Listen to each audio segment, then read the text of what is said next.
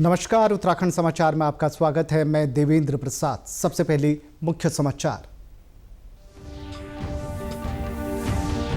रक्षा मंत्री राजनाथ सिंह बोले, ऑपरेशन सिंदूर आतंकवाद के खिलाफ आज तक की सबसे बड़ी कार्रवाई। श्रीनगर में फ्रंटलाइन सैनिकों से मिले, सैनिकों के शौर्य को किया नमन।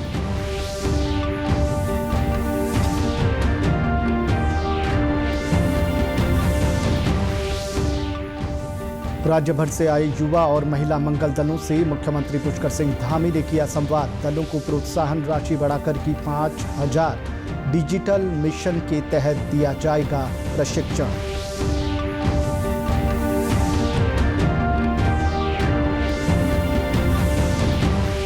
जनविरोध पर सरकार का एक्शन। पौड़ी, अल्मोड़ा, नैनीताल समेत कई जिलों में शराब की नई दुकानें होंगी बंद। आबकारी विभाग को 500 करोड़ के राजस्व घाटे का आकलन।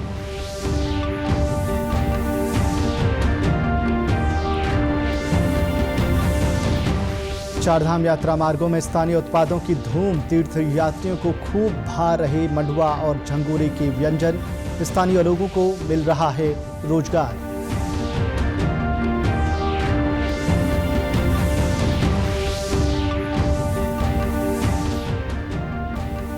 और हेमकुंड साहिब रोपवे परियोजना पर जल्द शुरू होगा कार्य। 12 किलोमीटर लंबे रोपवे में बनेंगे 6 स्टेशन। रोपवे से 1 घंटे में हेमकुंड पहुंच सकेंगे 1100 यात्री। अब समाचार विस्तार से। पाकिस्तान के खिलाफ सफल ऑपरेशन सिंदूर के बाद रक्षा मंत्री राजनाथ सिंह आज श्रीनगर पहुंचे, जहां उन्होंने फ्रंटलाइन सैनिकों का मनोबल बढ़ाने के लिए सेना के जवानों से मुलाकात की। इस दौरान रक्षा मंत्री ने सैनिकों से बातचीत कर उनके शौर्य को सैल्यूट कर उनका हौसला बढ़ाया। इसके अलावा रक्षा मंत्री ने बादामी बाग छावनी में गिराए गए पाकिस्तानी गोलाबारी के अवशेषों का निरीक्षण किया। केंद्रीय मंत्री राजनाथ सिंह ने देश के शहीदों को नमन किया। इस दौरान रक्षा मंत्री ने सैनिकों को संबोधित करते हुए कहा कि ऑपरेशन सिंदूर आतंकवाद के खिलाफ भारत द्वारा अब तक चलाई गई अब तक के इतिहास की सबसे बड़ी कार्रवाई है। रक्षा मंत्री ने कहा कि इस ऑपरेशन में भारत ने दिखा दिया है कि हम केवल रक्षा ही नहीं करते, बल्कि जब समय आता है तो कठोर कार्रवाई भी करते हैं। ऑपरेशन सिंदूर सिर्फ एक ऑपरेशन का नाम भर नहीं है, बल्कि यह एक हमारी प्रतिबद्धता है। यह हमारा एक कमिटमेंट है, एक ऐसी प्रतिबद्धता जिसमें भारत ने दिखा दिया कि हम सिर्फ डिफेंस नहीं करते हैं, जब वक्त आता है तो हम कठोर निर्णय भी लेते हैं और कठोर कार्रवाई भी करते हैं। यह ऑपरेशन उस एक एक जवान की आंखों में देखा गया सपना था कि हर आतंकी ठिकाना, चाहे वह घाटियों में छुपा हो या बंकरों में दबा हो, हम वहां पहुंचेंगे और दुश्मन की छाती चीर कर हम उन आतंकी ठिकानों को खत्म करके ही हम वापस लौटेंगे। ऑपरेशन सिंदूर आतंकवाद के खिलाफ भारत द्वारा चलाई गई अब तक के इतिहास की, मैं मानता हूं, यह सबसे बड़ी कार्रवाई है।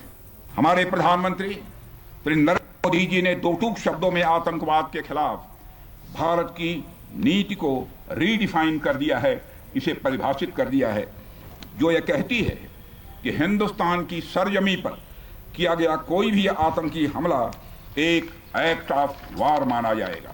साथ ही हमारे प्रधानमंत्री ने यह भी साफ कर दिया है, आतंक और बातचीत कदापि एक साथ नहीं चलेंगे, और अगर बात होगी तो आतंकवाद पर होगी और पाक ऑक्युपाइड कश्मीर पर ही होगी।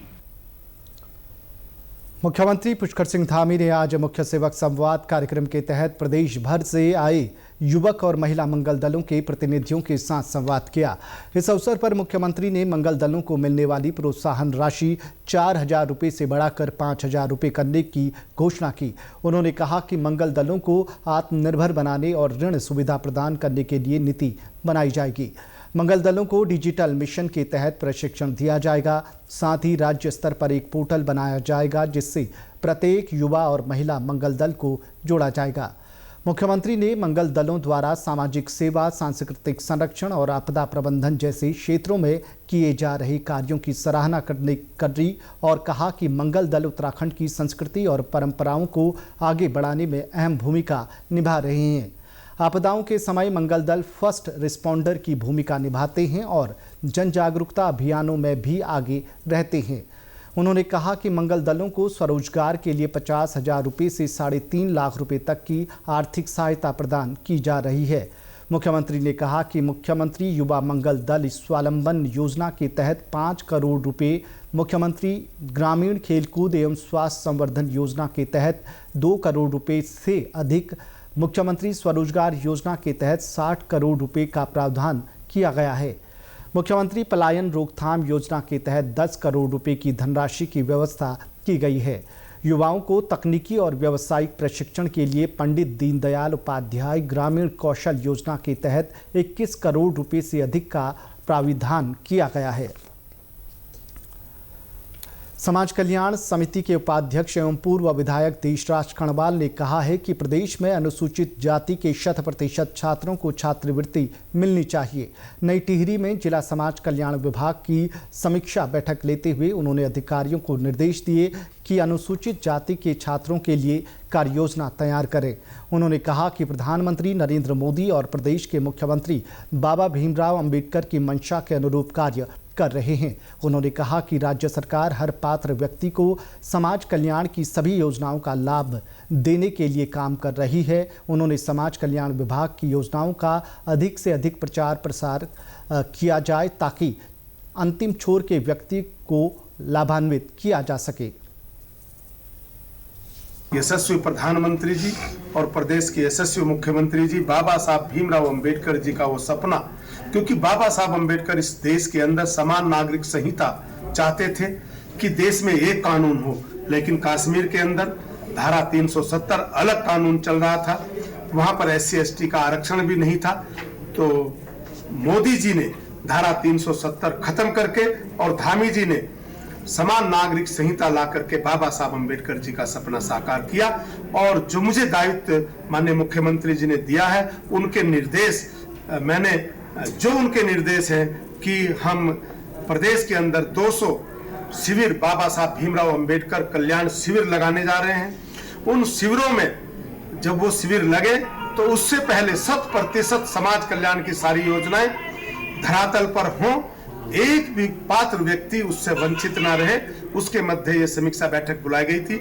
छात्रवृत्ति का मामला, क्योंकि लगभग 1.5 लाख छात्र यहाँ पर पढ़ रहे हैं और उसमें केवल SC के लगभग 50% छात्र होंगे, SC/ST OBC के, और छात्रवृत्ति जो कम मिल रही है उसके लिए निर्देश दे दिए गए हैं कि एक भी बच्चा, क्योंकि वो बच्चे हमारे प्रदेश और हमारे देश का भविष्य है, छात्रवृत्ति के बिना कोई भी बच्चा न रहे। नैनीताल जनपद के हल्द्वानी गोलापार स्थित प्रसार प्रशिक्षण केंद्र में आयोजित जिला योजना की बैठक प्रभारी मंत्री रेखा आर्य ने ली। इस दौरान लगभग 70 करोड़ की जिला योजना विभिन्न विभागों को आवंटित की गई।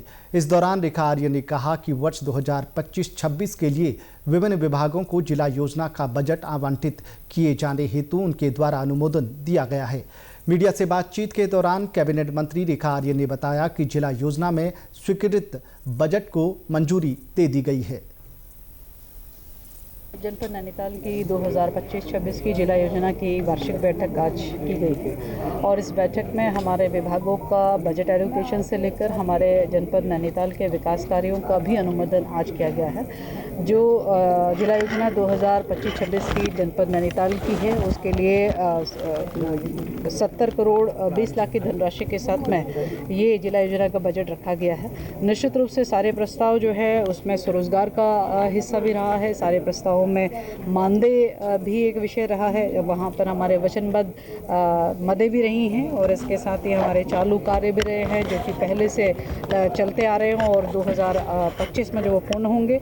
हमारे मरम्मत के कार्य भी हैं और इसके साथ ही हमारे नए कार्यों को भी यहाँ पे जगह मिला है जो लगभग 18 करोड़ की धनराशि के साथ में है। इसके साथ ही हमने उरेडा विभाग को भी और ये इंस्ट्रक्शन दिया है कि उरेडा विभाग हमारे जो आंगनवाड़ी केंद्र है जहाँ विद्युतीकरण कहीं शेष रह गया है तो जहाँ अपना भवन है वहाँ पर विद्युतीकरण करने का कार्य वो करे ताकि सोलर पैनलिंग के माध्यम से जो है सरलता से जो है इसको बनाया जा सके और हमारे आंगनवाड़ी केंद्रों में बच्चों को सुविधा हो सके, इसके इंस्ट्रक्शंस दिए हैं।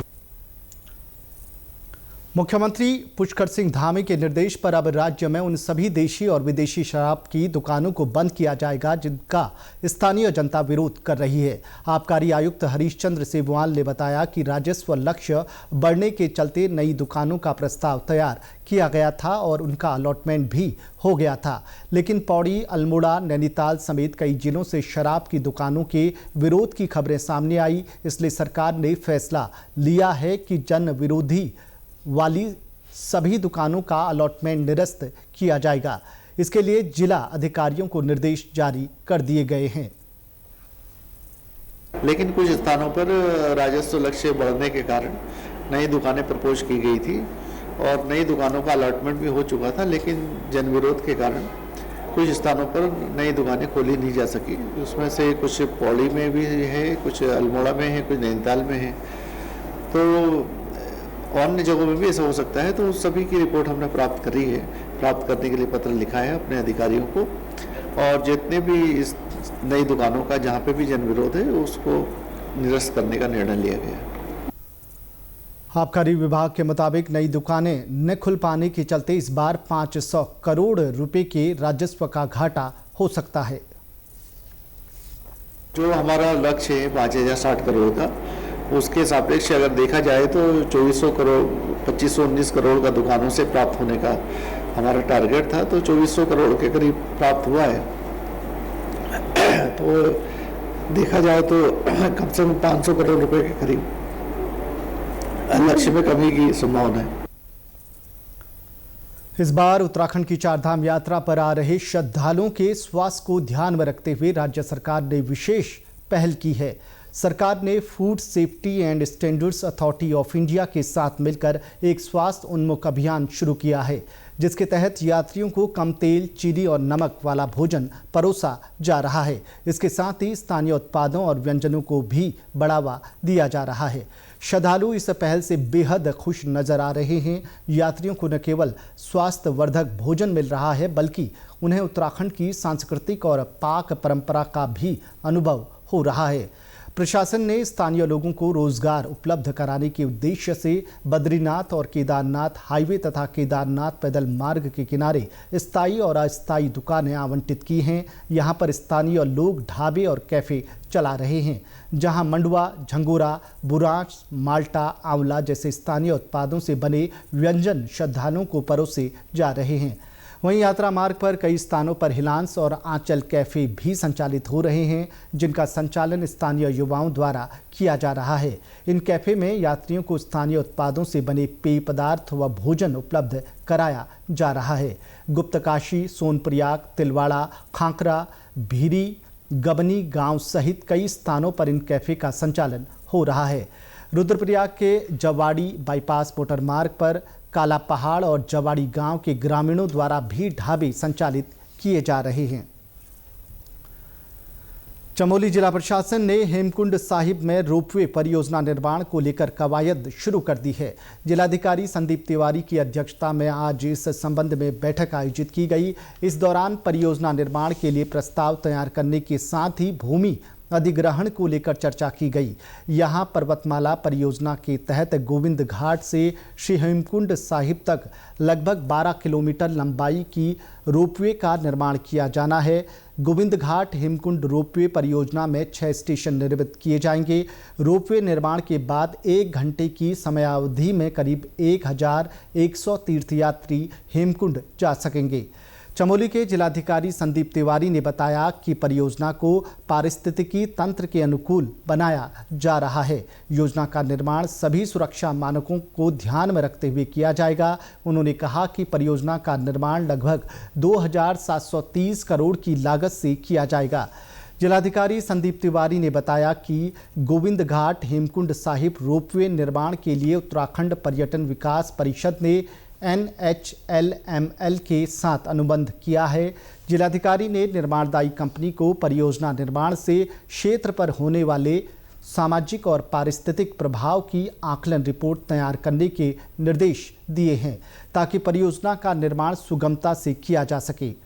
गौरतलब है कि वर्तमान में तीर्थ यात्रियों को हेमकुंड साहिब तक जाने के लिए 18 किलोमीटर की पैदल दूरी तय करनी पड़ती है। यहाँ रुकेंगे एक छोटे से ब्रेक के लिए, आप बने रहिए हमारे साथ।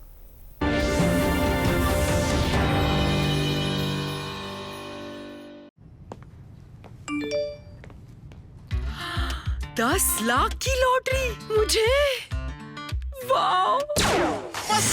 फर्जी ऑफर्स से सावधान। RBI कहता है जानकार बनिए, सतर्क रहिए। कम समय में ज्यादा मुनाफा, बस एक क्लिक में, कमाल है।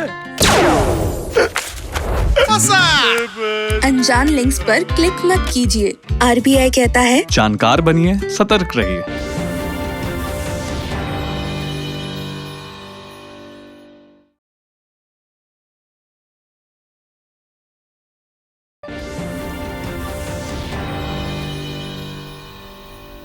एक बार फिर आपका स्वागत है।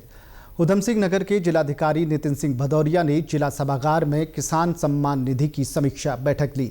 इस दौरान उन्होंने अधिकारियों को निर्देश दिए कि जिले में 100% पात्र किसानों को इस योजना का लाभ दिलाना सरकार की प्राथमिकता है। उन्होंने कहा कि कृषि विभाग डोर टू डोर और कैंप के माध्यम से लाभ से वंचित किसानों की समस्याओं को दूर करेगा।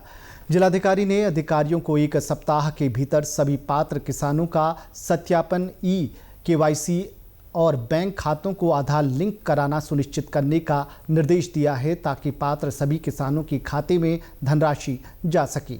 मुख्य विकास अधिकारी मनीष कुमार ने बताया कि जनपद में लगभग 7,000 किसानों का भौतिक सत्यापन होना शेष है, जिसके लिए सभी संबंधित विभागों को शीघ्र सत्यापन की कार्रवाई करने के निर्देश दिए गए हैं। देखिए, जैसा आप सभी को विदित है, प्रधानमंत्री किसान सम्मान निधि भारत सरकार की एक महत्वाकांक्षी स्कीम है, जिसका क्रियान्वयन हम लोग पूरी तत्परता से यहाँ जनपद उधम सिंह नगर में कर रहे हैं। इसी क्रम में माननीय सचिव महोदय द्वारा भी अभी 2 दिवस पहले निर्देश दिए गए थे। उसके क्रम में जो हमारे यहाँ पेंडिंग केसेस हैं, खास करके ऐसे केसेस जहाँ पे आधार सीडिंग नहीं हुई है या लैंड सीडिंग नहीं हुई है, और साथ ही जो जिन लाभार्थियों द्वारा इनके लाभ को लिया जा रहा है, उनका जो भौतिक सत्यापन है वो किन विभागों द्वारा नहीं किया गया है, वो सारी चीज़ों का हम लोगों ने आज जो है वो समीक्षा की। और इसमें माननीय जिलाधिकारी महोदय, माननीय आयुक्त महोदय और माननीय मुख्यमंत्री जी का लगातार निर्देश प्राप्त हो रहा है कि ऐसे केसेस को हम लोग वरीयता देते हुए जो किसान भाई हैं उनके खातों में जो धनराशि है इसको ससमय मुक्त किया जाए। मुख्य कृषि अधिकारी डॉक्टर अभय सक्सेना ने बताया कि जनपद में 81,520 पात्र किसानों में से 80,751 किसानों का KYC कर दी गई है। पूरा एक बृहद कार्यक्रम चलाया जा रहा है। लगातार हम शिविर भी लगवाएंगे कि मई के माह के 30 मई तक हम इन सभी को, इनमें से जो भी पात्र हैं उनको अलग कर सकें और जो अपात्र हैं उनको निस्तारित कर सकें, और पात्र के जो आधार सीडिंग, लैंड सीडिंग या KYC के कारण उनको बेनिफिट नहीं मिल पा रहा है PM किसान योजना का, वो उनको अगली किस्त में प्राप्त होगा। देहरादून नगर निगम अब सफाई व्यवस्था को और बेहतर बनाने की दिशा में तेजी से काम कर रहा है। नगर निगम के सभी 100 वार्डों में नियमित कूड़ा उठान सुनिश्चित करने के लिए निगम परिसर में जल्द ही एक hi-tech command and control room स्थापित किया जाएगा। इससे न केवल सफाई व्यवस्था पर निगरानी आसान होगी, बल्कि जनता की शिकायतों का भी त्वरित समाधान हो सकेगा। प्रभारी मुख्य नगर स्वास्थ्य अधिकारी डॉक्टर अविनाश खन्ना ने बताया कि इस इंटीग्रेटेड कमांड सेंटर में PMC कंपनियों को भी शामिल किया जाएगा। साथ ही यूजर चार्ज का कलेक्शन अब POS मशीनों के माध्यम से किया जाएगा, जिससे प्रक्रिया पारदर्शी और सरल हो सकेगी। इंटीग्रेटेड कमांड सेंटर जो बनाने की बात की गई है, उसके अंतर्गत जो है जो हमारी PMC कंपनियां हैं उसको भी इंटीग्रेट किया जाएगा, और साथ ही साथ जो उसमें GPS ट्रैकर लगे हुए हैं हमारी गाड़ियों में, उसके माध्यम से जो है 100% जो है डोर टू डोर कवरेज हो सके, उसके लिए जो है पूर्ण रूप से प्रयास किए जा रहे हैं। डोर टू डोर मैनेजमेंट में एक ये और हम लोग बड़ा स्टेप ले रहे हैं कि जो पूर्व में जो हमारे QR कोड्स थे उनको भी दोबारा से एक्टिवेट किया जाए, और अन्य जो भी हमारे मसाइल हैं जैसे कि लोगों की कंप्लेंट्स हैं उसको जो है त्वरित रूप से रियल टाइम में जो है उसको जो है मॉनिटर करके उनका निस्तारण किया जा सके, ताकि लोगों को जो है पूर्ण रूप से इससे जो है रिलीफ मिले, ताकि प्रतिदिन शहर से कूड़ा जो है उसी समय हटाया जा सके। डॉक्टर अविनाश खन्ना ने बताया कि देहरादून के कारगिल क्षेत्र में कचरा डंप करने की समस्या का भी निदान किया जा रहा है। ये कचरा अब शीशमबाड़ा प्लांट में निस्तारित किया जाएगा। जो वहाँ पे कारगिल स्थित में एरिया में जो हमारा नया मैकेनाइज ट्रांसफर स्टेशन है वो भी लगभग तैयार है और उसकी अभी इस समय हम लोग जो है कूड़ा उसी से भेज रहे हैं, जिससे काफ़ी वहाँ के स्थानीय निवासियों को जो पहले जो स्मेल से दिक्कत थी और एक वातावरण ख़राब होने के अंदेशा था वो भी दूर कर लिया गया है। उसके माध्यम से सीधे शीशमबाड़ा जो है हमारा जो है ट्रांसफ़र किया जा रहा है ठोस अपशिष्ट को। गर्मी के मौसम के साथ ही डेंगू और मलेरिया का खतरा भी बढ़ने लगा है। ऐसे में देहरादून जिला प्रशासन पहले से ही अलर्ट मोड पर आ गया है। डेंगू की रोकथाम के लिए घर घर सर्वेक्षण से लेकर दवाओं और जांच व्यवस्था तक खास तैयारी की जा रही है। जिलाधिकारी सविन बंसल ने बताया कि आशा वर्कर्स, फैसिलिटेटर्स, वॉलंटियर्स और निगम कर्मियों की टीमें घरों में जाकर लार्वा की जांच और नष्ट करने का काम कर रही है। इन सभी को जिला प्रशासन की ओर से अतिरिक्त प्रोत्साहन राशि भी दी जा रही है। घर जाकर सर्वेक्षण करने हैं आशा वर्कर्स को, आशा फैसिलिटेटर्स को, अग्रणी अमला है हमारा, इनके साथ साथ हमारे वॉलंटियर्स भी रखे गए हैं और हमारे निगम के कर्मी भी हैं। तो इन सबको प्रेरित रखना बहुत आवश्यक है। इसके लिए जिले स्तर से इनको एडिशनल 1500 रुपये दिए जा रहे हैं और उत्कृष्ट कार्य करने वालों को 1555 रुपये अतिरिक्त दिए जा रहे हैं, वो संख्या कितनी भी हो। इसके साथ ही सरकारी अस्पतालों में डेंगू से निपटने के लिए दवाएं, टेस्ट किट्स, एलिजा मशीन और ब्लड यूनिट्स बढ़ाए गए हैं। जिलाधिकारी सविन बंसल ने बताया कि निजी अस्पतालों और लैब्स में डेंगू जांच के रेट तय कर दिए गए हैं। अगर कोई भी निर्धारित दर से ज़्यादा पैसा मांगता है तो उस पर कार्रवाई की जाएगी। सरकारी अस्पताल हैं, वहाँ पर हमारे रिसोर्सेज, मशीनरी, किट्स वो पर्याप्त मात्रा में रहनी चाहिए। तो चाहे हमारी एलिजा मशीन्स हों जो डायग्नोसिस करती हैं या फिर हमारे ब्लड सेपरेटरी यूनिट्स हों, उन सब की संख्या में इजाफा किया गया है और फंड्स यहाँ जिला लेवल से कंसर्न हॉस्पिटल्स को प्रदत्त किए गए हैं। सर उनके ऑर्डर्स भी हो चुके हैं। और थर्डली जो हमारे कंज्यूमेबल्स हैं, किट्स हैं, उनका ऑलरेडी स्टॉक कर लिया गया है। फिर जो प्राइवेट हॉस्पिटल्स हैं, प्राइवेट लैब्स हैं, क्लिनिक्स हैं, उनके दर निर्धारित भी कर दिए गए हैं। यदि उससे ऊपर दर चार्ज की जाती है तो strict action will be taken against those private hospitals and labs. 23 मई से 8 जून तक देहरादून में देवभूमि गोल्ड कप क्रिकेट टूर्नामेंट का 41वां संस्करण आयोजित किया जाएगा। टूर्नामेंट में 16 टीमें भाग लेंगी, जिन्हें 4 पूल में बांटा गया है। पहली बार ये मुकाबला कलर ड्रेस और व्हाइट बॉल के साथ खेले जाएंगे ताकि इसे इंटरनेशनल फॉर्मेट के करीब लाया जा सके। इस बार टूर्नामेंट के सभी लीग और knockout match day night format में होंगे। टूर्नामेंट की match Maharana Pratap sports college Raipur, international stadium, Ayush cricket ground और अभिमन्यु क्रिकेट अकादमी में खेले जाएंगे। विजेता टीम की इनामी राशि भी इस बार बढ़ा दी गई है। इस बार जो प्राइज मनी बढ़ाई गई है, विनर्स को है 7 लाख, रनर्स अप को है 5 लाख। बाकी जो लीग स्टेजेस में मैचेस हैं उनमें मैन ऑफ द मैच जो है ना वो है 5,000 रुपये एंड क्वार्टर फाइनल्स ऑनवर्ड्स वो 10,000 है। कुछ चेंजेस और हैं, जैसे पहली बार जो है ये क्वार्टर फाइनल ऑनवर्ड जो है डे नाइट होने जा रहा है। कलर ड्रेस में व्हाइट बॉल का इस बार टूर्नामेंट है। हेमवती नंदन बहुगुणा गढ़वाल केंद्रीय विश्वविद्यालय के डॉक्टर बी गोपाला रेड्डी परिसर पौड़ी में आत्म एवं सामाजिक विकास पाठ्यक्रम के तहत पर्यटन विषय पर केंद्रित कार्यशाला आयोजित की गई। कार्यशाला में पर्यावरण संरक्षण की चर्चा में बताया गया कि छात्रों को पर्यावरण के प्रति संवेदनशील बनने और पर्यटन गतिविधियों के दौरान पर्यावरण को नुकसान न पहुंचाने के प्रति संवेदनशील होना चाहिए। कार्यशाला के बाद एक रैली का आयोजन किया गया, जिसका उद्देश्य आम लोगों के बीच पर्यटन और पर्यावरण संरक्षण के बारे में जागरूकता फैलाना था। कार्यशाला में पर्यटन विशेषज्ञ डॉक्टर सर्वेश उनियाल ने कहा कि जिम्मेदार पर्यटन के लिए पर्यटकों को प्रकृति से जुड़ते हुए पर्यावरण के प्रति संवेदनशील होना चाहिए। इसी जिम्मेदारी से हम अपनी प्रकृति और पर्यावरण को बचाने में सफल हो सकते हैं। उन्होंने कहा कि सैर सपाटा और सैर सलीके के भेद को समझा जाना चाहिए। आज पौड़ी परिसर के छात्र छात्राओं के साथ सैर सलीका अभियान के अंतर्गत हमने कुछ संवाद किया और बच्चों को प्रकृति और पर्यटन के बीच में जोड़ने के साथ साथ पर्यावरण संरक्षण के लिए वो किस तरह से अपनी गतिविधियों को आगे बढ़ाएं, इस पर एक चर्चा करी। रिस्पॉन्सिबल टूरिज्म और ट्रैवल मैनर्स के लिए बच्चे किस तरह से आगे आ सकते हैं और एक जिम्मेदार पर्यटक की भूमिका में वो समाज को किस तरह से लाभान्वित कर सकते हैं, इस पर बच्चों के साथ चर्चा हुई।